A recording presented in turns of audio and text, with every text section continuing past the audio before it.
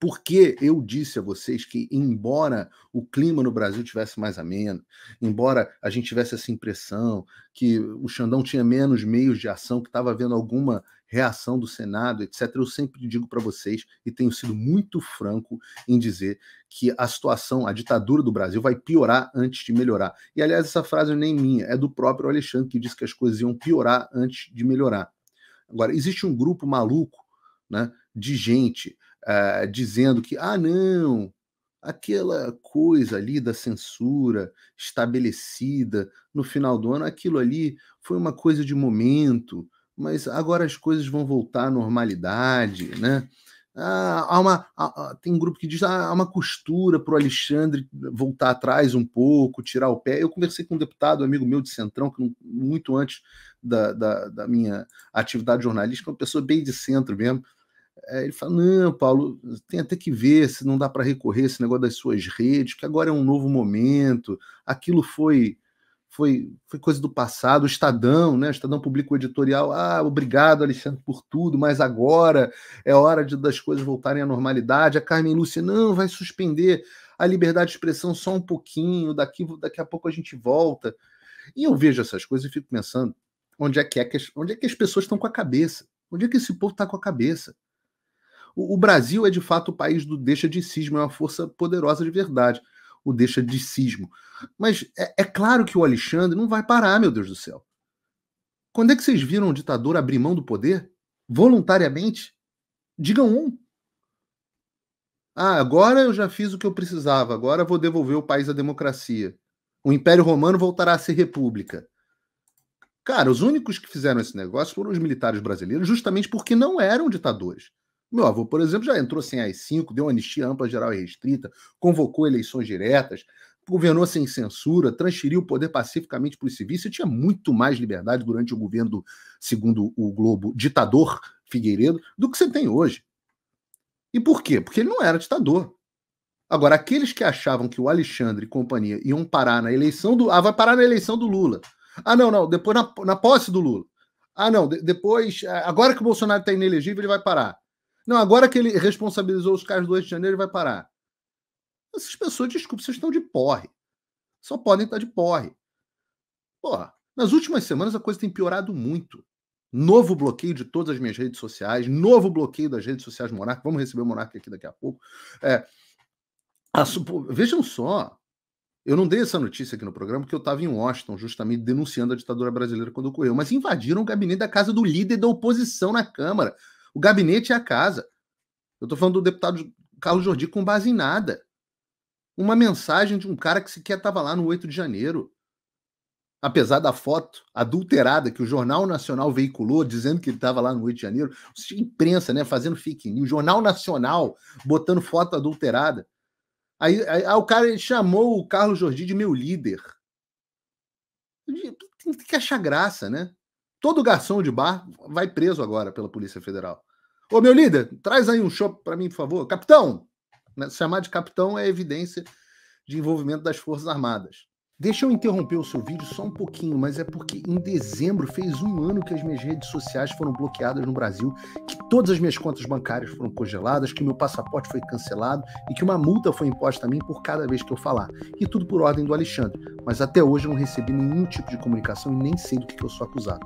Mas você pode acessar o meu conteúdo através da minha rede do Locals, que é uma rede social gratuita e livre, americana. Lá você pode escolher, inclusive, se você quer me apoiar com uma pequena quantia por mês para garantir que eu continue fazendo jornalismo independente e você vai acabar tendo acesso a vários conteúdos exclusivos. Tem um cupom de desconto disponível aqui para você na descrição. E desde já eu te agradeço por dar voz a quem te dá voz. Se chama campeão! Campeão é envolvimento de, sei lá, atletas, né? Ou chefe, né? Envolvimento de empresários. Na Bahia, né? Meu rei! Envolvimento da família real. Pô, isso é uma piada. A Polícia Federal brasileira virou uma piada. E tem muita gente boa dentro da Polícia Federal puta da vida com isso. O Alexandre de Moraes transformou a Polícia Federal numa piada. Pois bem, agora, ontem, o Alexandre está no meu Locals, está em todos os jornais também, o Alexandre prorrogou o inquérito das milícias digitais, criando supostamente, em 2021, criado supostamente em 2021, porque eu digo supostamente, vocês já vão entender por quê, mas ele prorrogou o inquérito pela 9ª vez. E para falar sobre isso, eu trago aqui o Dr. Emerson Grigoletti, advogado de vários citados no inquérito, é um especialista, um dos maiores especialistas que o Brasil tem em direito digital, professor de direito digital e coautor da obra Suprema Desordem, Juristocracia e o Estado de Exceção no Brasil. Eu dou as boas-vindas ao Dr. Emerson Grigoletti. Doutor, muito obrigado por ter vindo aqui ao programa. Eu sou, como o senhor sabe, um grande admirador e fico muito feliz de poder dividir aqui os seus conhecimentos com a nossa audiência. Eu quero começar fazendo uma pergunta especificamente sobre o inquérito. 9ª vez, qual é a justificativa para um inquérito ser prorrogado 9 vezes? Tudo bem, Paulo? Boa tarde. Agradeço imensamente o convite e eu que me sinto muito honrado e lisonjeado de participar aqui do seu canal. Parabéns por esse trabalho magnífico de imprensa que você tem feito e espero poder colaborar aí com os comentários.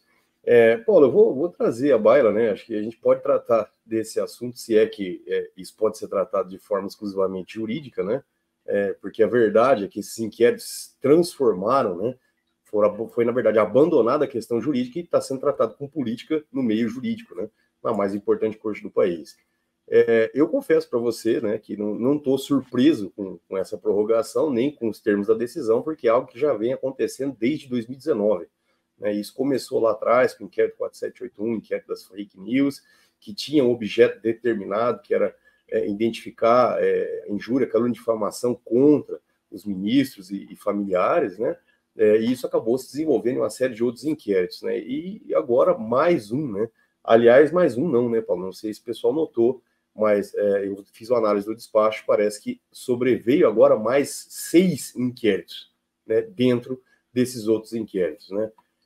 Para a gente, como advogado, Paulo, é muito difícil a gente falar especificamente o que está acontecendo no Supremo, por uma razão muito simples, né? Até hoje, né, nós estamos aí dia 23 de janeiro de 2024, até hoje nós não tivemos vistas e acesso à íntegra a esses inquéritos. Né? O que nos foi dado foram pequenos pedaços recortados, né, o que torna a defesa simplesmente impossível, né?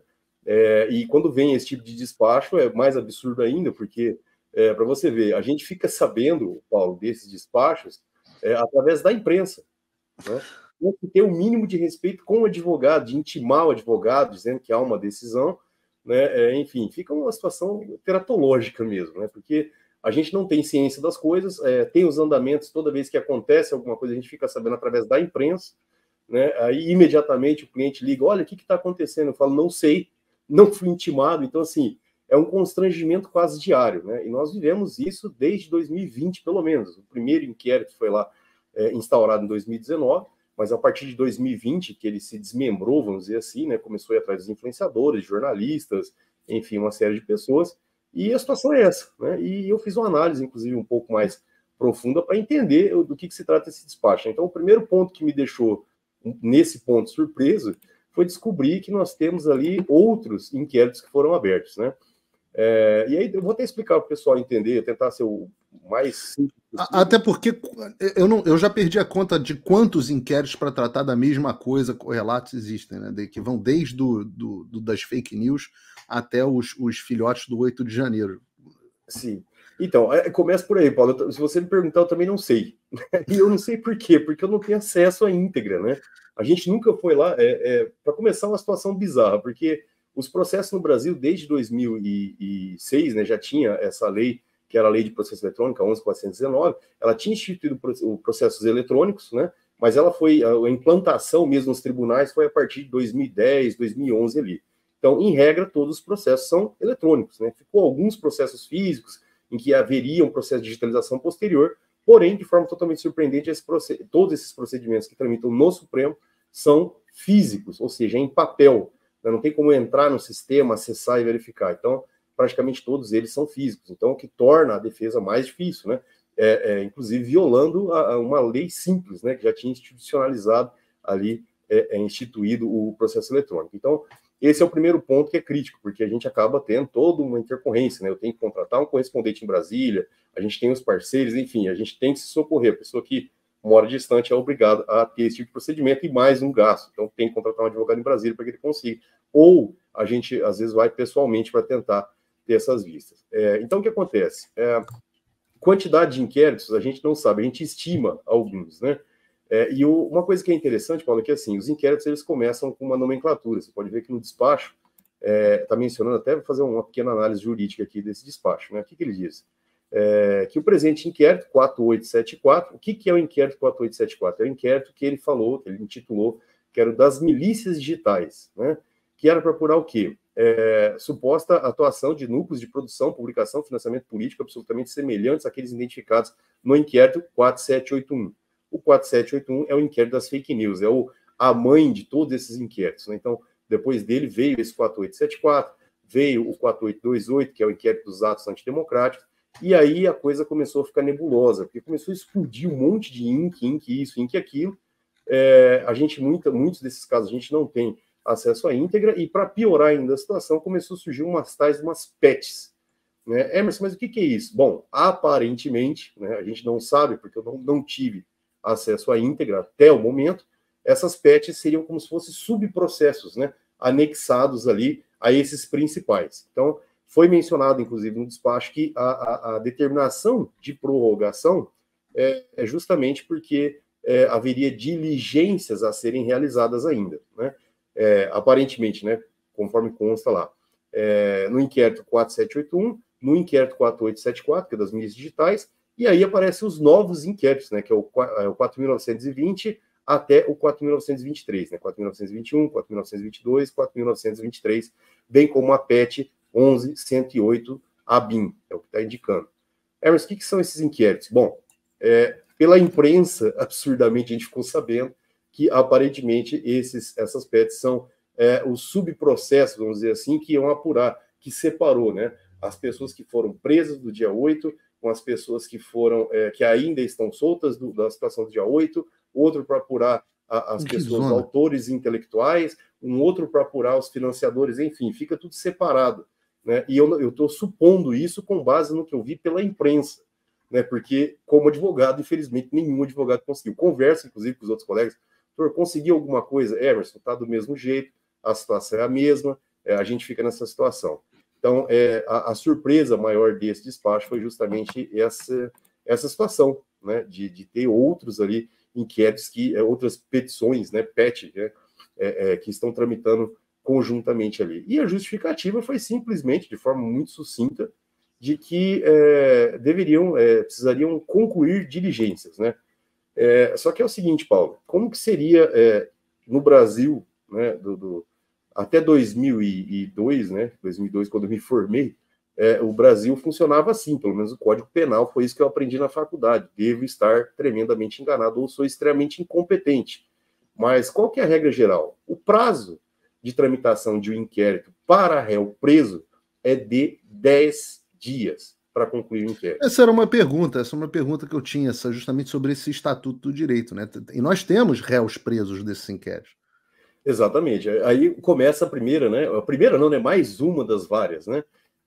No artigo 10 do Código de Processo Penal é muito claro em estabelecer que, quando a situação é de réu preso, o prazo máximo para concluir o inquérito, né? Imaginem um processo penal como se fosse uma linha do tempo, né? Você começa ali com o inquérito, né? Que é uma fase pré-processual, onde vai se investigar, se identifica os indícios de autoria e materialidade, ou seja, se houve o crime de fato e quem cometeu, e depois a denúncia. Então, esse prazo inicial aqui... Então você tem no processo penal inquérito, que é a primeira fase, depois denúncia, é isso? Depois o juiz acolhe ou não acolhe a denúncia, e aí você passa a ter a possibilidade de se defender, correto? Isso, exatamente. É uma linha do tempo, né? Começa lá com o inquérito, né?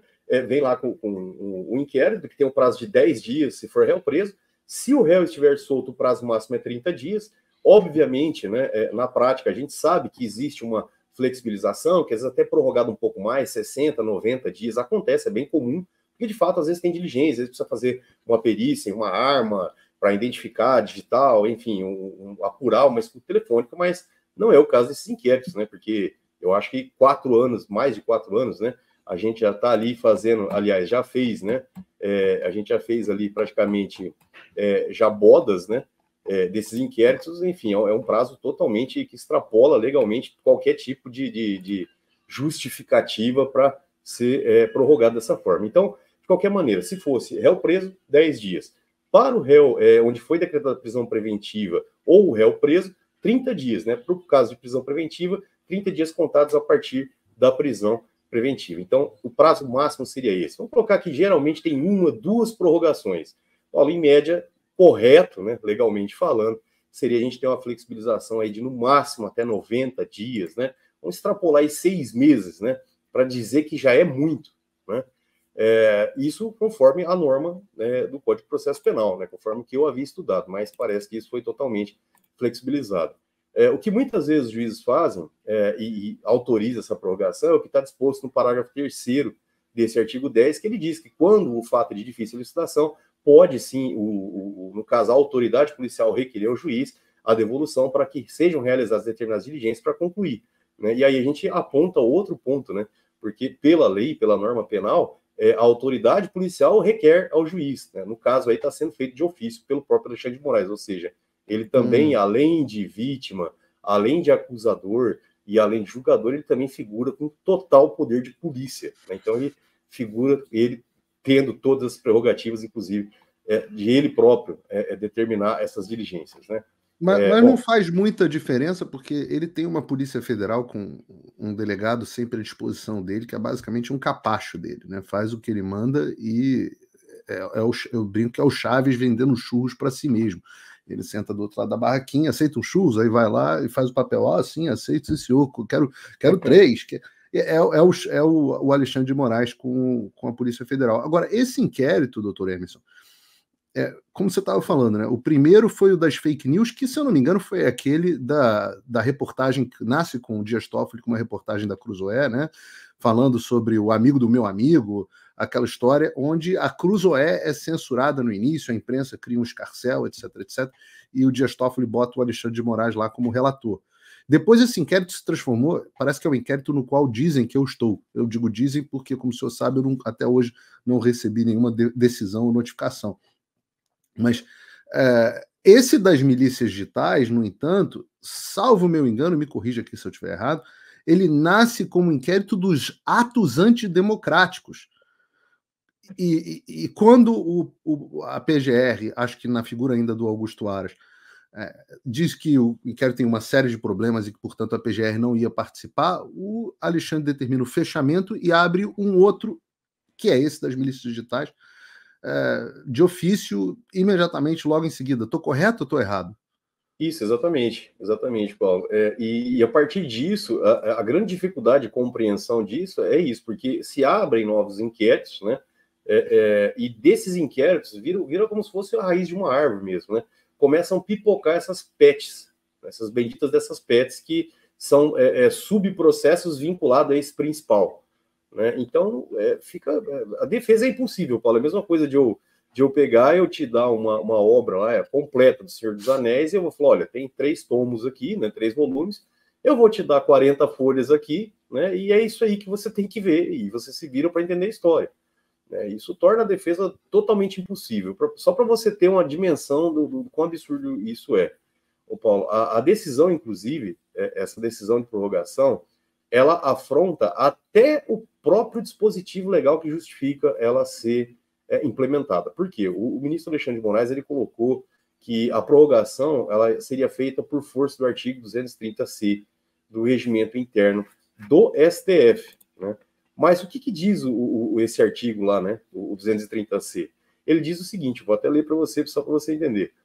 Instaurado o inquérito, a autoridade deverá, em 60 dias, reunir os elementos necessários à conclusão das investigações, efetuando as inquirições, realizando diligência necessárias à elucidação dos fatos, apresentando ao final a peça informativa. Ou seja, ele extrapolou até os 60 dias do próprio regimento interno do próprio tribunal que ele gere, né? Então, enfim, até isso, ou seja, foi violado o Código de Processo Penal, foi violado o próprio regimento, porque no despacho consta que foi prorrogado para mais 90 dias, né? E agora, com o surgimento dessas PETs, né, o que acontece? Porque qual que é a complexidade e a gravidade disso? Com essas PETs, ele acaba possibilitando uma nova prorrogação dessas novas PETs. por mais 90 dias, seria entender. Ou seja, aparentemente isso não vai acabar nunca, porque aí se terminar essa era a minha esse prazo, pergunta. ele cria outras patches e vai prorrogando. Então, quando que isso vai acabar?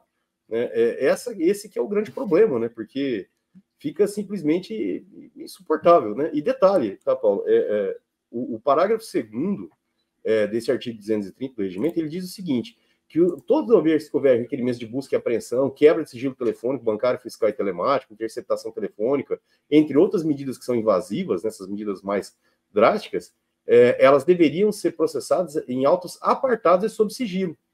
Ou seja, o procedimento que o ministro está tomando é completamente errado, porque o que ele deveria fazer é liberar a vista integral a todos os advogados. Né? Claro. Em primeiro lugar, na verdade, tinha que acabar com esse sigilo. Eu acho que uma coisa que deveria se unir à advocacia interdiz é acabar com esse sigilo. Devem ser abertos esses inquéritos, deve vir a público para que as pessoas saibam, e eu duvido que a comunidade jurídica, quando vê o que está acontecendo ali dentro, se eles vão concordar ou se eles vão avalizar isso. Né? Doutor, e depois, aí, essas PETs aí, que são específicas para diligências, elas andam em apartado. E aí, de fato, elas podem ser decretadas sigilo, enfim, mas não se pode decretar o sigilo praticamente total de um processo para as partes e até para os próprios advogados, né? Então é muito dramático, Paulo, é desesperador, né? Ultrapassa até qualquer questão de liberdade de expressão, isso aí é algo totalmente legal, totalmente inconstitucional, e acho que nenhum país democrático do mundo entende isso como sendo uma democracia plena, né? Doutor, a gente tem pouquinho tempo, só o Monark já vai entrar aqui com a gente também. A pergunta final que eu tenho para você, se puder me responder de forma bem sucinta. Há alguma expectativa de destino para esses inquéritos, de quando eles vão virar uma denúncia, quando eles se transformarão em uma denúncia e consequentemente, em tese, serem distribuídos aí para as instâncias nas comarcas adequadas, uma vez que a maioria acho que ninguém tem foro, né, prerrogativa de foro especial? Eu conversando com os colegas, Paulo, a gente conversou bastante e a expectativa era justamente essa que você falou no início do programa, que após as eleições isso fosse reduzir, enfim, houvesse essa distribuição. Só que, diante dessas infinitas prorrogações, essa abertura de novas PETs, novos inquéritos, eu acho que, assim, ficou novamente no limbo, a gente não faz a menor ideia de quanto tempo isso vai durar. Bom, partindo que é uma questão também política dentro do meio jurídico, que não deveria acontecer em hipótese alguma, né, dentro de um Estado democrático de direito, eu presumo que isso aí vai durar pelo menos até 2026, né, porque tem as eleições e acaba havendo uma certa exploração disso, né, o que enfim, acho que o Marco Aurélio Mello que é o que tinha razão mesmo, né, realmente é o inquérito do fim do mundo, né, porque a partir dali tudo se tornou um caos. Doutor Emerson, muito obrigado pela sua participação, por favor, volte sempre, renovo aqui os meus protestos, elevado estima e consideração. Imagina, Paulo, muito obrigado, precisando, a gente está à disposição, e parabéns novamente pelo trabalho. Grande abraço para você e a todos que estão nos assistindo. Muito obrigado.